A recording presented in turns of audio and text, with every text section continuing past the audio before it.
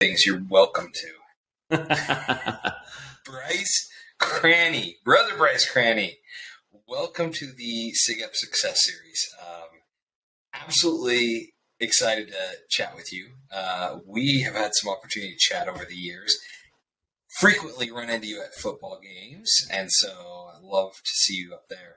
But ultimately, let's talk really quick. You said you're in the middle of chaos week, right? This is bad timing, but you picked the time, so that's true. I did. You're right. I did. That's on me. So, yeah, we're moving warehouses, and it's just been crazy, just super busy. So, it's just one of those things in life that you just, it never slows down, and when it does, you kind of get bored, and then you want to be busy again. So, I guess I'm grateful that we're busy and just take it while we can. Absolutely. So, brothers that don't know this individual, I know a lot of the older faces will recognize this guy. This is Bryce Cranney. We used to say, and see, I think you know this because we would mess it up all the time. We'd always be like, the Cranney brothers, because of Trevor Cranney. Yeah. You're not brothers, you're cousins. We're not brothers. But everybody's like, you guys came in right at the same time. You have that Cranney gene. So you are cousins, but you come off as brothers. But everybody they always thought, sweet, these brothers, man, this is awesome. We got that all the way from high school. We would play sports together, and the newspapers would say, the Cranney brothers put up, combined 30 points tonight. And so Trevor's a great guy. I love him. He's like a brother. We've been great friends for a long time. Well, friends and cousins and family. Yep. Well, so who's older between you two? I'm just a little bit older, so about 9 months. Yep. Okay. So, very cool. Yep. So we're going to dive into a few different things. We're going to talk about the good old days back when we had zero responsibility and life was free, just to do stupid things and make mistakes. Then we're going to talk a little bit about your life since and the grind that you've been in, because you've been doing a ton. But I do also want to just point out two things. One, I like that hat. What is that hat? Is that a brand maker's original? We just rebranded our warehouse and fulfillment company. So this is the new swag. And I'm also representing, it might be backwards on screen, but I'm representing the brand maker shirt. I figure I'd wear one of each, as we talk today. This isn't sponsored, but if anybody out there in the business world wants to sponsor this, hey, send it my way. No, that's cool. Those are sweet. Good looking. Thanks, really man. Good looking. Thanks. So Trevor, as we're talking about Trevor, Bryce. We should have just done it together, So. Briscosian. No, you've got I got a ton to talk to you about independently. So tell us a little bit about where you're at, what you're doing, family. I know this. Like I said, I've been privileged to have you work with me on this business venture, as well as I just remembered something that we did in the past with Alaska. Yeah, exactly. Some stuff for Alaska. So tell us a little bit. Oh shoot! This is the joys of. Hey, will you guys close my door? This is the joys of working from home and having your office at home. Close my door, please. Okay. So tell us where are you at currently, located, living, what are you doing in general, and then family. Okay. Yeah. So probably about 13 years ago, we moved back we lived in Boston just right out of college for a couple of years, and we moved to Salem, Spanish Fork, Salem area. So that's where I've been the last about 13 years, and we've loved it. I never thought I would move back to Utah. I was just one of those guys that just said, I'm never going to move back to Utah. And I'm not from Utah originally, from Idaho, but it just wasn't on my list of to-dos. But we've loved it here. Great, small, medium-sized town. We moved to Salem, which is outside of Spanish Fork, hoping to kind of get away from all the craziness, and it just seems like it followed us, right there. So we love it, though. Beautiful area, great people. I know it is in Utah County, so for all the Utah County haters, I'm sorry. But I proudly have on my license plate on my truck, Aggies, I have my A on my truck. I have all my Aggie gear, and it's fun being an Aggie here in the Cougar Land. So yeah, absolutely. Yep. So okay, I'm gonna hit something up because, well, no, we're gonna get there. I gotta hold that one. You mentioned you were back east. I vaguely remember you. Now that you say that, I remember you out there. You were there for how long? What were you doing out there? Because I remember having a conversation on the phone with you.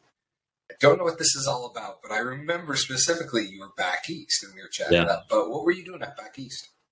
Yeah, so right out of Utah State, I took a job with a company called EMC. So it was a data storage company, at the time, Fortune, 200 company, $11 billion company. So I went and did inside sales for them for a couple of years. Kind of an interesting journey there. I started off as I just cold called, and I had the West Coast. I lived on the East Coast, and so I would have to hit a certain amount of dials and a certain amount of appointments for my outside rep, in a given week. And I remember many weeks being there on a Friday afternoon. It was like 7:00 at night, and I was still pounding the phone trying to get, one or two appointments to kind of hit my quota. So that was a grind. That job was a grind. And I was in that role for about 9 months and kind of graduated a little bit early. Usually about a year was kind of the time that they gave you to be in that role. So they moved me up to inside sales, and I did inside sales, and we sold data storage. This is like back in the day when nothing was on the cloud. Everything was on servers and like sitting in a physical, warehouse or a location. So we would actually sell like the hard drive disks, and we used partners like Dell and CDW. So it was a great experience. I learned a ton, and some takeaways from that was, I don't want to work for big companies ever again. That's probably that's the biggest one. Looking back at that experience, the culture was something that was a little different, having grown up on the West, and Boston being a very kind of an interesting area. Drinking was a heavy part of kind of that culture in business world, and not doing that and being married, and I kind of stood out. And kind of an interesting story was, I'd been there for about 2 years, and when I bumped up to inside sales, I had a quota and got to the end of the year, and it was like at 130% of my number. So I had a really phenomenal year, working hard, and was really excited. Well, we all know what happened in 2009. And I remember people started getting laid off around me, and my wife was asking me like, well, are you worried, that you're going to get laid off? And I'm like, I'm not worried at all. Like I did 130% of my number last year, I'm like, I don't know why they would lay me off. But sure enough, the old boss tapped me on the shoulder, and that was it. And it was that was a very humbling experience for me. I had never really, experienced anything like that before. My wife was 4 months pregnant. Mm-hmm. We had bought a place in Rhode Island that we were living in, and so the world kind of felt like it was tumbling down on me a little bit. Away from family, away from friends, everything that we knew was pretty foreign. So that was a challenging time, but, looking back at it, I mean, it was such a blessing because it led me to new experiences and kind of helped me carve out a new path that is probably something that I really wanted to do from the get-go, but I just didn't know how to do it or know what to do exactly. So, yeah. Sales. Well, like, outbound sales is the worst job. Like, just pick up the phone and call random people and try to convince them to spend money. It's brutal, but it teaches you to. Same as like door-to-door sales. Like I'd compare those because again, it's a lot of grind, it's a lot of no's, but you learn a ton in your own self, drive. Right? Yeah. You obviously didn't hit 130% by luck. It's like it's working and learning those skills and improving But one of my favorite stories about that is, I remember the first day I'm sitting in training with these guys from all over the country, and we're going around like, hey, where'd you graduate? And of course, no one has heard of Utah State University. And there's guys from Harvard, Stanford, Boston College. I mean, all these big time names. And I was so intimidated initially, but I just remember like kind of thinking back, like there's one thing that I know how to do, Bryce, and that's work. I know how to work. I'm not the smartest guy in the room. I could tell very quickly that I was not the smartest guy in the room, but I made it my goal to like be the first guy in the office and the last guy to leave. And I did that, and I accelerated fairly quickly. I had a lot of success, and, in the end, not sure exactly what the reason was to let go, but that also, it kind of reminds me of Michael Jordan when someone would talk trash to him and then he would use that as like motivation. And for me, like I held on to that in probably an unhealthy way for probably 4 or 5 years, where I was like, I just want to freaking show everyone there that like what I'm made of, that I'm going to be successful regardless of what I do. And I just, so I applied that same work ethic as I kind of transitioned into my new career, and it's been awesome. So. Very good. Very good. And thank you for letting me take that segue, because I remember you back east, but I didn't remember what you do. But man, look at the lessons you've learned. We're going to come back to your career life, but you are from Oakley, Idaho. We're Cranney Farms, and then my wife's from Blackfoot, Idaho. So any farm family, we always got intrigued. She's like, "Oh, really?" And instant connection for her, which kind of put me in that situation where I got to learn more about farming and potato farming specifically. Yeah. Fascinating industry. I'm going to say you probably got a lot of your work ethic moving wheel lines, picking dirt clods, like as a child, because that's what you do when you have a potato farm, is literally picking rocks. Yeah. That's your job. And I probably better not upplay my work ethic just in case someone I know actually sees this. No, but that there's truth to that, right? Like I didn't love the farm growing up, and I tried every excuse in the book to not have to do those things, and that's probably a reflection on just my personality and not loving kind of the isolation of being alone and being, like I'm a people guy. Like I love being with people. And so that was always hard for me. But, looking at like the examples of my life, like my dad and my brother and my uncles that worked on the farm, it was unreal. Like those guys, they were 24/7, 7 days a week. And when I graduated, college, even though maybe I hadn't, I wasn't probably that hard of a worker growing up. I saw that example and I knew what it was going to take, to be successful. So, and, I did do a lot of that stuff. We did move hand lines and read meters and a lot of weeds, spraying weeds, burning weeds, picking weeds, hoeing weeds. So I'm good with not being there anymore, but such a blessing in my life, really, And you learn what, not only like what you're good in work ethic wise, but you're like, what I don't want to do. Yeah. Like I marrying my wife, I said, I will not live close to the farm because that's never going to be a part of my life. Like I hope he has one son, the rest are daughters. So it's like, is that an offering to have some of the farm? And I'm not built for it. It takes a special person. It really does. Yeah. It really does. And unfortunately, our economy doesn't favor the farmer right now. Yeah, that's true. Rough. That's true. Rough. It's a grind. So, okay, wife, kids, what ages? Yeah, so I met my wife at Utah State. She was an Aggiette. I thought that was like the coolest thing ever that I had, scored an Aggiette.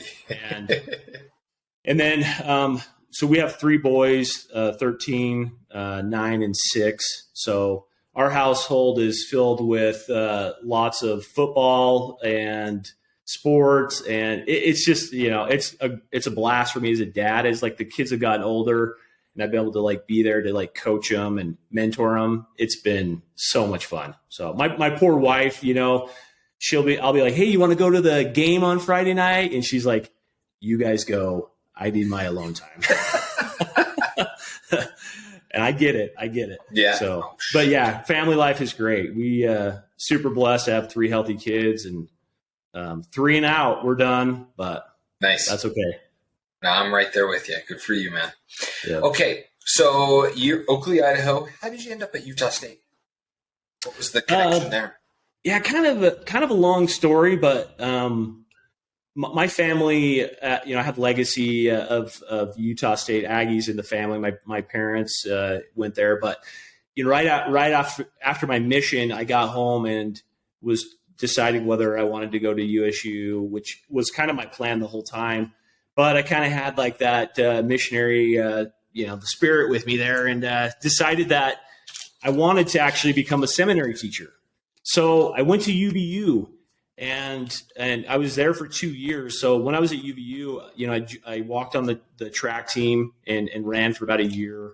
And meanwhile, I also started going through the seminary program. So a lot of people don't know that about me, and I don't usually advertise that too much. But I started teaching seminary. I was teaching seminary at South Jordan Junior High, which was like the most horrible experience of my entire life. So how old were you at this time? I was probably like 21. Yeah. Right at 21, 22. Yeah.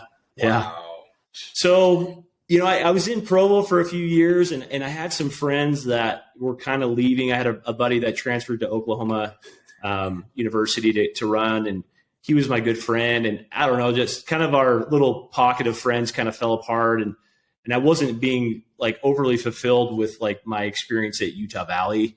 And so I decided to get back up to the True Blue, and I moved up to Utah State in 2005. So to continue to teach a little bit of seminary there, and finally kind of hung that up and decided to pursue other things. Thank goodness for everyone, right? So I never knew that. That's fantastic. Yeah. So when you graduated, what did you graduate in? Business admin, so business degree. Shoot, am I losing you? Hold on, man. I think I lost you there, Dave. Having some weird. Oh, there we go. Yeah, that's on me. They've been trying to put fiber in. Oh, gotcha. My neighborhood for the last 3 weeks, and ever since then, like I get these random like cutouts and delays. So okay, no worries. I apologize. No, you're good. I gotcha. So, did you graduated business from Utah State, got a bachelor's in business administration? Yep. Did you know today, by definition, you're an entrepreneur? Did you ever think did you think you're just going to go business and go corporate? That's probably been one of the biggest struggles of my life, is that I've never had like one thing that I was like, I'm going to do this. I loved a lot of different things, right? And I was good at some things, and a jack of all trades, a master of none, right? That's like the story of my life. Yeah. And so in fact, going into my last year at Utah State, I was actually a human resource management degree. Okay. And I met with my counselor, and she's like, well, if you stay with this degree, you're going to have to stay one extra semester. And I'm like, I want to be done in the spring. How do I make that happen? And she's like, well, if you just change it to business management, you'll be done. I'm like, do it. So there wasn't a lot of strategy behind that. But yeah, so when I graduated, like, honestly, I didn't know what I wanted to do. I didn't know what industry I wanted to be in.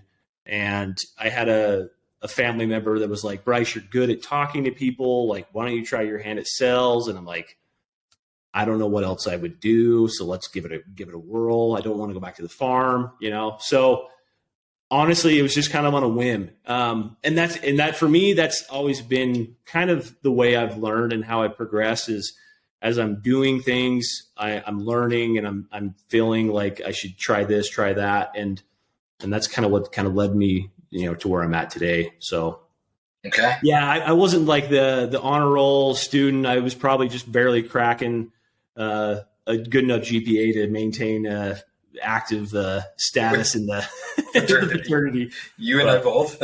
Yeah. So that's one thing I wish I would have worked harder at. But, surprisingly, the semester I got engaged, my GPA shot right up. So there could have been a correlation there. So. Causation. When you graduated, when you came into Utah State, you obviously had a few years. You were going into seminary. You, though, have a different story of why you joined SIGEP. At least from my perspective. Maybe that's not true. Why did you join SIGEP? I'm going to tell you why.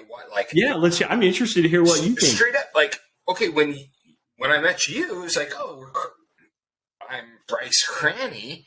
And it was in that, I want to say it was in that very first conversation, you had mentioned you're a legacy. And I knew what a legacy was from my experiences within trying to be rushed by the Sigma Chi's and the Pikes. I lived with 4 Pikes my freshman year. And so I understood what a legacy was. But with SIGEP, technically, we really didn't have legacies, or we at least didn't have any reoccurring legacies because we lost a lot of our alumni. Yeah. So that's when I was like, well, then this guy's sure in. His dad's a member where he's going to join. That's all there is to it. But I'm not sure. What made you join? What made you look into the fraternity? Do you remember? Well, I've been thinking about that because I knew this was going to come up, and I was trying to remember back, why did I do this? Why did I actually join? So I think Troy Holland is actually the one that tipped me off to the SIGEPs initially. And then talking to my dad, I kind of made the connections and never really talked to him much about it, to be honest with you. So then I was thinking, this could be kind of fun. But I'm thinking, what was my dad's experience? What's my experience going to be like? Because, I had very stereotypical, preconceived ideas of what fraternity life was. But, kind of looking back at this, I've been thinking about this for a while. My whole life, I feel like I've been part of a team, right? I just finished coaching my 4th grade son and helping out with my 7th grade son. And it's fun to see those connections that you build, as a team. And I look at my experience, on a mission, and then going to Utah Valley and joining the track team, and then coming to Utah State. I kind of didn't have that. I didn't have that support group. And maybe subconsciously, I think I wanted that, and I was yearning for some sort of fellowship. And, really investigating the fraternity, I found amazing caliber of guys there, you included. Funny story is I'm sitting in a hot tub trying to pick up on some chicks in college. I think I don't know, whatever. I can't remember, Corner Canyon or whatever. I can't remember all the names, but there's this other guy in the hot tub, and he just won't stop talking and we're trying to hit on the same girl. Well, come to find out, that was Todd White. So Todd White and we end up basically not even talking to the girl. We just start talking to each other. We basically found each other in a hot tub, realized that we were both rushing, kind of looking at SIGEPs. And from there, honestly, it was an easy decision, just meeting the guys, seeing what the core values of the fraternity were. The Balance Man program, to me, made a lot of sense. And even just the name of the organization, virtue, diligence, brotherly love, right? Those things resonated with me, and I saw that the fraternity was different, and I saw that as an opportunity to network and to build fellowship, and it was awesome. I'm so grateful I did it. So awesome. You bring up we're different, Sigma Phi Epsilon different. We always say different, and I think you brought this up, and it resonates with me, and I kind of want to pause. And any undergrads that listen to this that was very big to say is different. Every fraternity would try to rush you and get you in, and they'd say, we're different. SIGEP or Sigma Phi Epsilon, the guys that were a part of it were truly different because they were trying to make an impact. These guys wanted to not just do something, but be someone. And they supported each other. And that's something that I want any undergrad to know is if you're joining for the SIGEP, you have to stay different. Don't follow the status quo of all the other Greeks. Be different and be that beacon that kind of gathers those good caliber guys like Bryce and everybody else. Well, right. I mean, listening, to previous podcasts, I mean, the guys that were there in the beginning, I mean, they've been extremely successful people. They live good lives. They have strong families. They contribute to society and to their communities, right? And that's kind of how I was raised, right? Going back to growing up in Oakley, Idaho. I mean, when my dad would finish harvest, then they would go, if the Andersons down the road weren't finished, they just went and helped finish, right? Yeah. They just chipped in. And so I grew up with that mentality. And so I felt like with that group of people, those were the leaders, these are the guys that were in ASUSU and you could see that there was success, oozing from the talent within that pool. So, to me, I feel like that's super important and really a life lesson that I've kind of gathered throughout my life is, surround yourself with good people, whether that's a team or whether that's an organization or your church group or whatever, even at your work, it's like surround yourself with the best of the best and you'll grow from those experiences and you'll learn and that will, propel you through life, I think. So yeah, you might not be the best, but you're going to be better than you are. And it's always about growing. And that's huge. Awesome. Hey, so while we're talking about fraternity life, we're going to do a little shout out to some memory lane and see how good you are. Here we go. I found a couple. Fortunately, all the ones I have with you not good and they're grainy. Back in when it was literally a flip phone with a camera. Yeah. So we did, unless it came from Doc. I need to find Doc. I know he used to take a lot of pictures, but I don't have any of his. All right, here we go. I'm gonna. So this one I have on Facebook. Oh yeah. Wait. Is it not showing? I've got a few floating around too. Do you see that on yours? Not yet. Why are we going slow? Well, why that's loading? Yeah. Thinking about. Oh yeah. Oh, yeah. That's on Facebook. I think we posted that. So we were SIGEP for years, like 3 straight years, when the basketball team was just unbelievable. This was one side. These are all brothers lined up, and then right across the way we had Bryce, Todd, Staten, and then you'd have Trevor usually over there. But we had the other brothers. So we had both SIGEP flags on 2 sides of the arena. Oh, it was the best. Was it not? I mean, oh yeah. I mean, we would run. I mean, I would sit outside those doors for like hours and hours to be the first one on the front row, But honestly, it was so much fun. I mean, those are like some of my fondest memories of Utah State is going to the basketball games and cheering and just the amazing atmosphere in the Spectrum. I mean, so fun. So much fun. And it was awesome to see your brothers right across the way. Yeah. Well, this one's actually more recent, so I'm going to. Oh, nice. Look at that. Come across to this, and so we talk about the Cranney brothers, cousins. But this is for those that don't know them. This is Trevor. You got Bryce, so see the resemblance. That's why we thought they were brothers.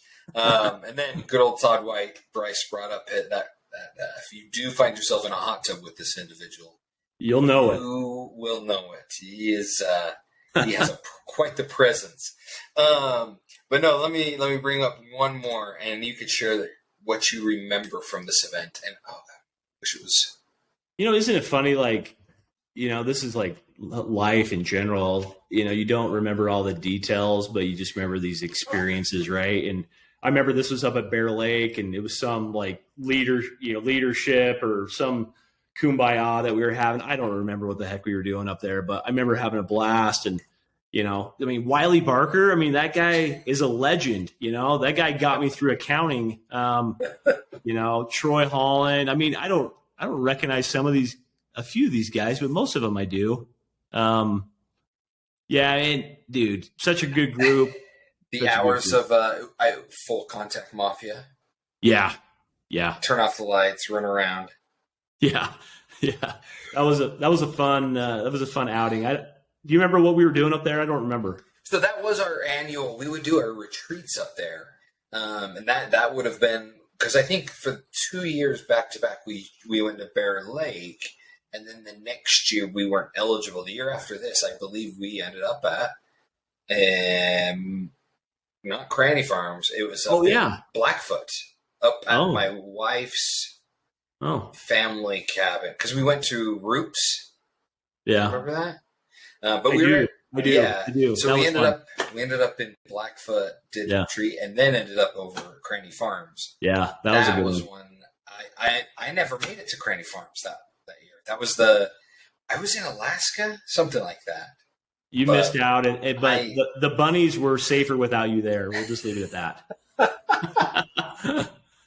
All right. Oh wait, how do I swap that? Okay. Yeah. So Tony, I saw Tony win. I mean, he works with me. He was a SIGEP brother as well. You live with Tony, so yeah. So you're still working with brothers, and you're still connecting with brothers. What are you doing now? Break down your empire. Yeah, my empire. So again, Boston, 2009, that didn't shake out. And my friend had been talking to me about starting, this promotional products business. Well, he had started it and he wanted me to come work there. And I was like, oh man, I've been selling like $1 million solutions to people. I don't know if I can come back down and sell pens and foam fingers for a living, And honestly, that was kind of hard for me at first. And so, but I didn't have much else going on at the time. So I worked from home in Boston for about 6 months, and then we moved to Utah, and I started coming into the office here. So I worked here for about 3 years, and then ownership opportunity came about, and so picked up a large, a majority share of the company at that time. And, even though I wasn't necessarily the founder of the company, I was there from the get-go. I was there from the beginning. And so really, maybe not as involved in the business side as I am in some of my other ventures, but, really felt like, we helped the company kind of get to where it is today. So, we started off with maybe 6 or 7 sales guys, a couple office staff. I mean, now we have about 60 employees. We've been 6 times on the Utah Valley's fastest growing companies. It's killing it. It's been a great thing. It really has been. So, kind of felt like one door closed and the other one opened. So let me ask this question, because obviously being someone entrepreneur, similar circumstance to my past company, I was their director of sales, and I saw a window to buy in, and I just leapt at it, and man, learn about partners, learn about the risk and the reward and all that jazz. Why did you take that risk? Why did you jump into Brand Makers? What was your motivation? Obviously you're like, okay, I see I could create a path, build my own company. Yeah. But were you dumb and naive like me, or did you kind of learn before you took the initial step? No, I'm curious. I was probably dumb and naive. I've told you my pattern of life is just to get into it and then just see what happens. I'm not the most strategic guy. I'm a doer. So in the doing, I find myself and find clarity many times. But no, I saw a good group of guys. I saw a great opportunity for myself and my family. And honestly, I saw that this could be a springboard into other things for myself later on, because I saw guys that were doing really well and they were able to kind of put their book of business on cruise control and kind of venture out and maybe start doing other things. And so that was always kind of my goal, is get this thing to a level where, It's not a grind anymore. I'm not having to cold call and do all the crazy sales stuff and get to a point where I can go out and venture out into new things. So that was always kind of in the back of my head. And I was able to fulfill some of that within the business with my business partners, bouncing ideas off of them. But, one of the lessons I've learned, and I got to preface that I love all my business partners. They're amazing guys, but we are all very similar. And so, looking at business, I talked to you about this, Dave, when you were up in our office, but if you're going to go into business, I think it's always wise to find people that complement you. So if you're really good in X, Y, and Z, then hire someone or have a partner that does something different than you, and then just stay in your lanes, right? Brand makers has been hard because we all are very type A sales guys. And so, there's a lot of ways to get from point A to point B, and, my way's right, but this guy thinks his way's right. And that created a lot of friction early on, and we've grown up and done a lot better. But I have, I've got a little memento if I can find it here. It's behind my laptop. I got to show you this. So I'm talking to the CEO of our company. We get into a fight in my office. I'm screaming at him, and I tell him to get out of my office because I can't even look at him because I'm so mad. And as he leaves the office, I grab my door and I close that door as hard as I freaking could. And part of the door frame came off. And so, I've kept this on my desk for like 5 years.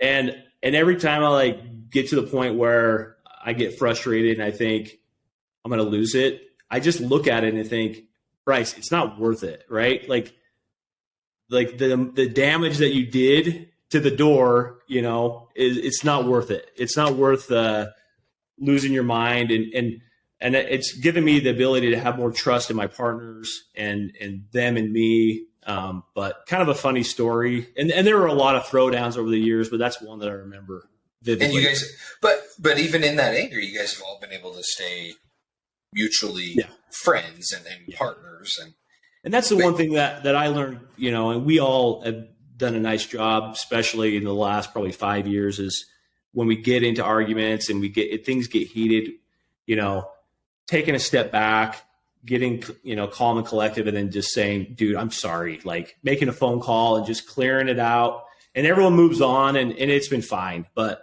that's business, and sometimes tough conversations have to be made, and sometimes I'm not right. Sometimes someone else is, and sometimes I'm right, and you just got to learn to pick your battles, and that's what I've learned, at least in the brand maker partnership. Oh, yeah.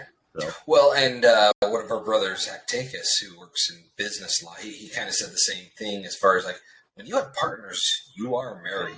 Like that's just like a marriage in the sense, you can have arguments, but you can't necessarily walk away. Yeah. And if you do, it's never clean. It's never easy. It's ugly. It is ugly to have a separation with your business partners.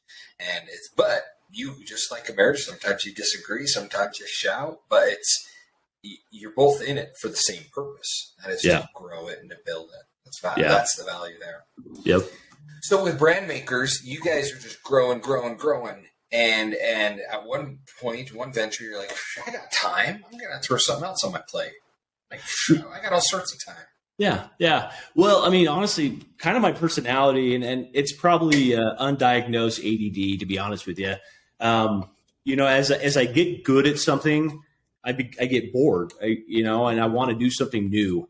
And so probably about 5 years into this venture, I'd been a partner for a few years, and I'm bouncing ideas off of my partners. I had this idea, and it wasn't received as well as I would have liked it to have been received, but I really believed in it.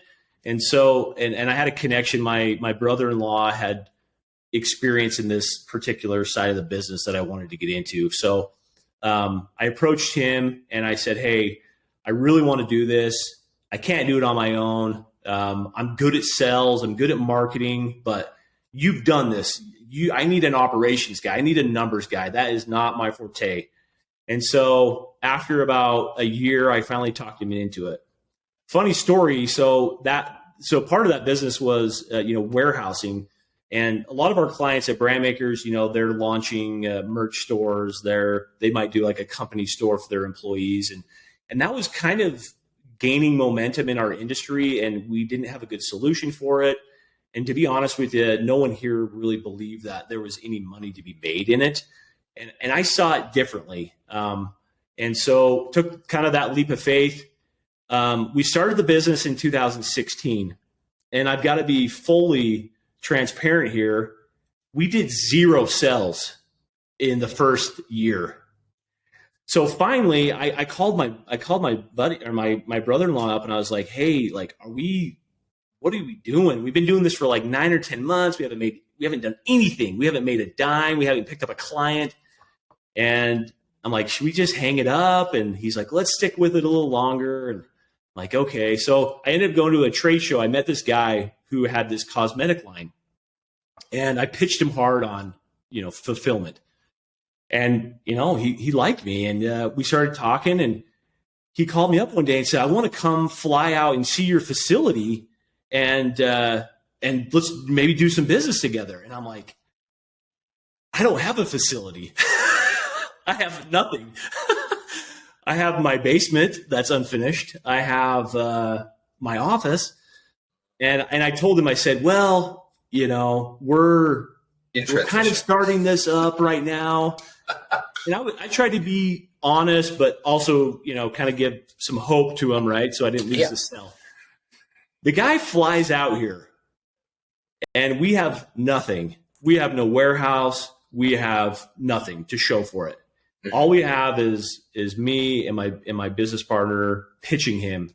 Well, I mean, we're showing him around my brand maker's office, and just it was horrible in my eyes. But the funny thing is, the guy gets back, calls me up, and says, "Let's do this." And I said, "Okay, like hold on real fast." So we go back to the drawing board, and we're like, this is gonna kill us. Like, this guy has a huge line. We don't have a facility or anything. Well, we ended up turning the deal down because we just did not even have an idea of what we were doing. Uh-huh. Well, 6 months goes by. We started picking up a few clients, and I ran it out of my basement for like probably 6 months. And we finally got enough cojones to get a little warehouse just right off the brand maker's warehouse here with about, probably 3,000 square feet. And we filled that thing up. And I remember looking in there, and there was like just this little section of like T-shirts and hats. And I was like, "Oh my gosh, this is going to fail." Like, there's no way this is going to work, Well, 2 years later, we're busting at the seams. We find a new warehouse, and we moved into that one. And I had the exact same thought. We went to about 7,000 square feet, and I'm looking around, and I'm like, there's no way we can do this. Like, we're never going to fill this thing up. And now we're 3 years from that point, and we had so much inventory in our warehouse that, I mean, you've been in there. It's to the ceiling now. And we had 7 semi trucks parked in our yard filled with inventory. And so it was time to make a jump. So anyway, kind of a fun story, starting from the basement with a guy coming out to visit with, absolutely 0 equipment, shelves to now where, we're looking at like, hey, maybe we need to get a full building next time we make the move, right? Or so. Which on that note, so you never really said he owns a logistics fulfillment and logistics company. Yeah, they ship out stuff. So I do e-commerce. His company holds the e-commerce, and then when there's orders to Walmart or Amazon or my website or whatever, they do the fulfillment. Great. Much needed business here in St. George. That's why I went all the way up to Spanish Fork. Yeah, there's nothing down here. It's ridiculous, but there's such a need. I know of other. It's a smart idea. I'm glad you stuck with it. And initially, it was to kind of support our other business, right? And that's been a big growth factor for us is staying true to like, the brand maker's core and taking care of those clients. But we ventured out and really found there's a whole nother world of opportunity out there, like with yourself and your product line. And we have some really interesting accounts now, and it's just a lot of fun. It's fun to have seen it grow and to kind of see the upside now. And, to be honest with you, I mean, there were probably the first 5 years, I mean, I didn't take a dime out of that thing, and I was just putting money into it, and it was getting very frustrating. And we're finally, over the last probably 12 months, like, we're starting to make money. It's starting to get fun. We have good systems in place, good processes in place. So that's business, right? Like you look at entrepreneurship, and if I ever had to teach a class, I mean, I would just say, if you really want it, you have to be willing to stick with it for years and years, because success, it's not overnight. Like those are pipe dreams. Like I have people call me all the time and they're like, hey, we're launching this store. I've got 1 million followers on Instagram and I lift weights and I drink this protein. And they're just like, they're going to kill it. And the reality is, and I try not to burst their bubble, but I'm like, your stuff isn't as cool as you think, like you've got so much time to build a brand, and people really, they don't do as well as they think. It's a grind, it's a grind. And the key is, can you grind long enough? And if you can stay with it mentally, there's success at the end of the rainbow. And definitely your industry that you're doing, like brand makers, promotional swag, right? There's a million other companies out there. You're competing also against like companies like as an Octopus and not Port Authority. There's another big one, but is Octopus? That's their logo. No idea. Custom. They're a big there's a lot of competition. And so for you to say like, hey, we're going to go in, we're going to build our avenue and we're going to just grow it. Yeah. It doesn't come overnight, but it is polishing. And that's the thing. You stick with it long enough. And you've created two amazing companies that are just, I see exactly what you've done from the outside. And you've done well. And I can't take credit, right, for like the full steering of brand makers. I mean, that's done by our CEO. I mean, he's done a phenomenal job. And, I feel like I've been there to support him and, give new ideas and help that grow. But we have amazing people. And I think, kind of going back to like that team concept, right? Like you've got to surround yourself, even in business, with the same type of people that are like-minded, that are passionate, that love the product, that, I call it drinking the Kool-Aid, like when you're going to do something in life, like drink the Kool-Aid, like get into it. Like if you're going to do it. Because where's the passion if you don't do that, and we found good people that, drank the Kool-Aid. They love our company. Last year our industry voted brand makers as like one of the top 50 promotional companies, best places to work. And that's a great honor, and a testament to just being, surrounding yourself with the right type of people. So, and that's the culture that I'm trying to bring into LastMile as well, is building a core of solid individuals that can help that thing, take it to that next level. So that's super important. So that's cool. So doing your swag, what is the craziest order that a company's, I don't know if you can divulge or if something stands out. I'm curious. I get because one. Okay, go ahead. So one of the very first, it was probably like my first year. I was just, I was making no money. I think the very first month I sold like $3,000, and so you can think of your commission check off of that. It wasn't much, but anyway, I finally reached out to this person, and he was like a consultant for a guy that lived in New York that was running for governor. Have you ever heard of the Naked Cowboy?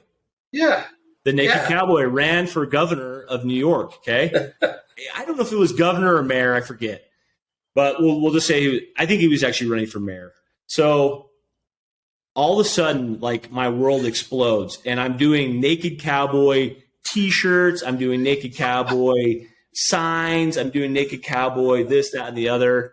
And about 3 months into it, I realized that these guys haven't been paying their bills. And so they've got about 20 grand worth of swag, and they are ghosting us now, and we can't get a hold of anyone. Well, we finally settled after we threatened to, take him to small claims court. And I think we ended up making maybe like 10 grand off of it. But that day, if you ever see the Naked Cowboy, and if I ever see the Naked Cowboy in New York, I'm going to go up there and probably lay one on him. Oh man, that's hilarious. So yeah, he just must not been doing well in the polls, and realized money was flowing out. Yeah, he took it and ran. I guess I thought with just wearing a Speedo that he wouldn't need much. Apparently not. Yeah. But no, we've done a lot of stuff, and honestly, like in the beginning days, it was like pens and T-shirts and hats, and as we've grown, it's turned into more of we do that. That's the base and the core of our business, but we've also got into like overseas manufacturing. We've built some amazing connections with factories overseas, and this is before long before everyone on the World Wide Web could do business in China.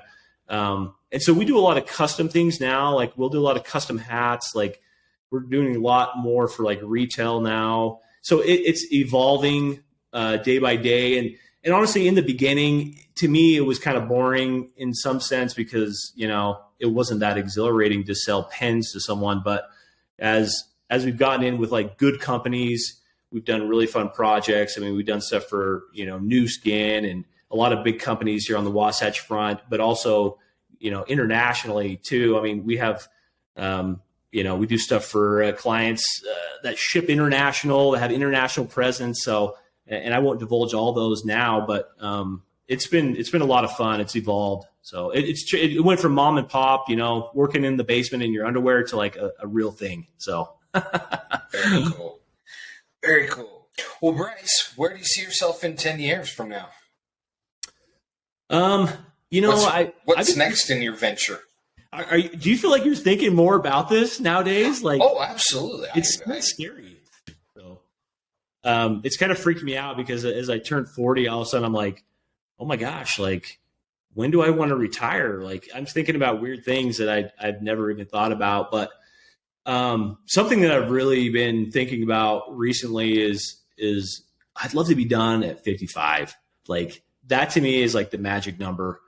Or like young enough that I can still go out and travel. I'd love to go serve a mission with my wife. I'd love to see the world. I don't know. I'd love to hang up. Like sales is a grind, and at LastMile I do have more of a management role there now, but it's still sales like day in and day out. And it'd be nice to like step away from that at some point because I feel like I spent so much time like helping other people and serving other people, and it's very fulfilling, but it's also very wearing. And I think in the next 10 years, I'd love to like just kind of just ease out if I could, right? Ease out of it just slightly, and be maybe semi-retired. So that's kind of my goal. Okay. Yeah. Then what would you do? So if you had all that money, the money necessary, would it be more travel? Yeah. Try to get out. Yeah, I was talking to a really successful guy here recently that I know, and he actually retired at 50. And I think if you can plan it right, you can set aside a certain amount of money every year for travel and trips. So that's kind of my goal. I don't see myself like stepping out of like doing stuff. I've got a couple more ideas up my sleeve for the next few years. So yeah, there's brand makers, there's LastMile. So is there another? I've got one in the bank right now that I've kind of got the wheels turning on a little bit, and I hate to like talk about it yet because I don't know if it'll come to fruition, but but yes, I've got new ideas. So I don't know if I ever see myself like fully, exiting, but. Well, so I'm going to ask this question because you are very similar to me. I got to juggle a lot. I'm constantly, I had a main business, and then I had my side business, and my side business has become my main business, and this is in like my current business. It's on autopilot to some degree. I'm putting more time, but that's the thing. I found myself, I'm going to start this business. I'm going to start this business because I have all these ideas. Yeah, and I feel like I got to fill my time with them. One thing I came back to realize, and this is within the last 30 days, is I started doing a disservice on my main business. I started like recognizing that, why am I so satisfied with it? Why am I so like distant from it? Because sure, it was growing and it was doing everything that I needed it to do and that I planned it to do. But I found it's still not to where it needs to be. And so I struggled to like reset and say, nope, this is my business. I knock out all these distractions. And with you, I'm seeing that to a degree. You still talk about brand makers. Brand makers is number one. LastMile is number two. But you're finding ways to juggle those, and you're moving very, very slow and methodically, which is fantastic. So you have these other ideas. Why didn't you pull the trigger? What's kind of kept you back? What's been your secret? I'm going to say, because you're like me in the sense, I've been pulling the trigger, and I'm like, why did I do that? And literally, I'm so close to just signing my name to, here's another $15,000 I'm willing to throw down the tube because I think this business is going to be big. And So I want to ask you that question, if you kind of understand. Yeah, no. Because you've been patient, and I don't have those patience. Well, I think, Dave, you and I, if we went into the doctor's office today, we'd probably, self-diagnose ourselves pretty quickly with some sort of ADD, and honestly, that's what I feel like has allowed me to juggle things. And really, from a focus standpoint, when I get a little bored of maybe brand makers, I can bounce over and work on LastMile for a little bit. And then when I kind of get that caught up, I can bounce back. And I don't know, my brain, it works for me. But going back to your question, though, about, methodically thinking it through. And I don't know if I've done that as much as you think. I mean, it's a good question, but I think for me, it's almost like a competition with myself, and I'm not going to give up until I've done this, and that's the way I work. Right. I'm somewhat of a perfectionist in certain areas of my life. And so when I've started LastMile, or I've been working at brand makers, I'm like, I'm not going to leave until I'm on top. Right. I never want another EMC experience where I go on someone else's terms. I want to go on my terms. Right. And so, I think that's what's giving me the fuel to kind of stay with it long enough. I mean, I've wanted to give up multiple times, even in both businesses, to be honest with you, but just grinding it out. I also think there's wisdom in talking about your ideas with successful people, right?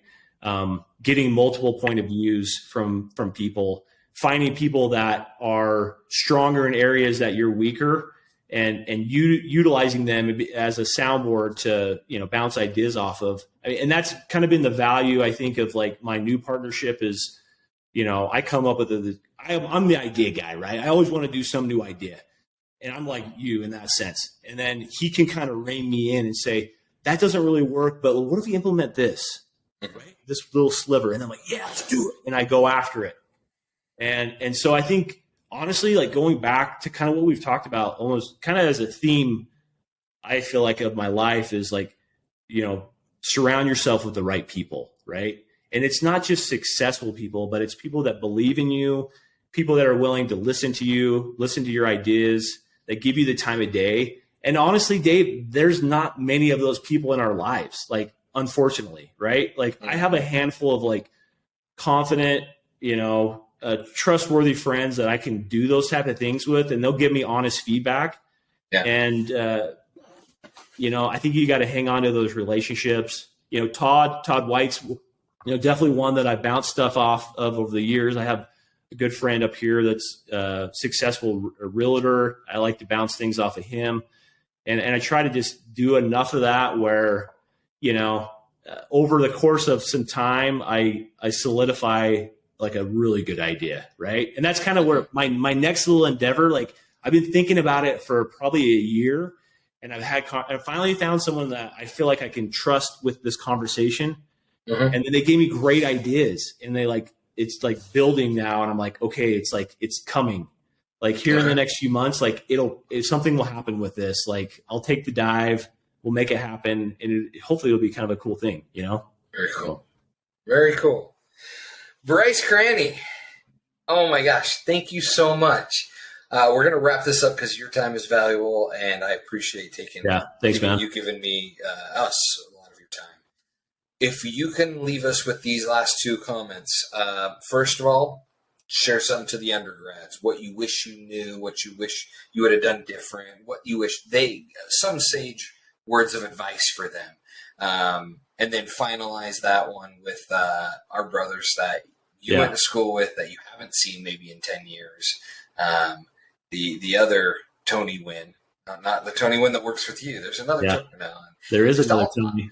All those brothers because again, that's really why I'm doing this is I haven't seen a lot of these guys for a decade, and you're my brothers, and I love to find out what's been going on. So, undergrads, what do you want to share to them? One piece of advice, and then what do you want to say to our fellow brothers? Okay, sounds good. Yeah, I mean, to the undergrads, I would just say life is a grind, and just stay with it, right? I think one of the biggest things that I had to learn, and I wish I could instill on other people, is just be happy in the moment, right? Be happy where you're at, have goals and work hard and grind, but be happy with what you have. There were so much time in like my earlier career where I just never felt satisfied with where I was at.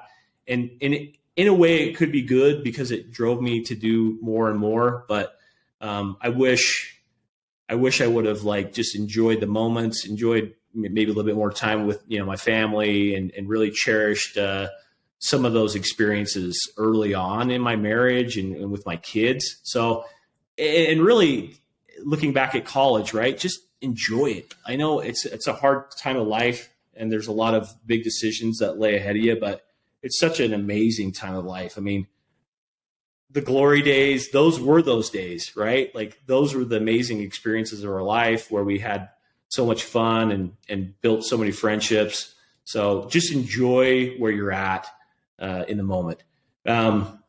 To like the brothers that I was around, I mean, just thank you. The influence that you had on me, like you may not even know what that influence has been. I mean, there's definitely certain brothers that, I connected with more. I lived with Ted and Rich, Clark and Todd and, Wiley. We were good friends. Dave, you and I were good friends. I mean, your wife made me a killer bachelor party cake. I remember, it's just, I really appreciate that. And for me in my life, I've always felt like I've given 100% to my friendships. Like the real friendships I have, I've given that to them. And I really appreciate those that have returned that, that have given me 100%, the type of guys that if you call them, they would be there on your doorstep in an hour or two to help you do something like that. Those are the friendships that I appreciate. For everyone else, not that maybe we didn't have those strong friendships. That's okay. But I still appreciate your influence, right? I mean, just be a good influence in the world, be a good influence in your communities, at your place of business, at your place of worship, or whatever it is that gets you going. Be the change, right? Be different. Be different. Yeah. And live those values, right? Virtue, brotherly love. I mean, dude, those are phenomenal things that I feel like I've tried to hold on to, throughout my life, in my career and in my family. So yeah, Anyway, thanks, buddy. You're the man. Dude. We need to do an interview with you at one point. So if you want me to do that, let me know, and I'll just ask you the questions. All right, fair enough. One time, we'll see if I can pencil myself in. There you go. Myself. There you go. Bryce, thank you again for everything. Love you, man. Thanks, buddy. Love you too. All right, bye. All right, man. We'll see you.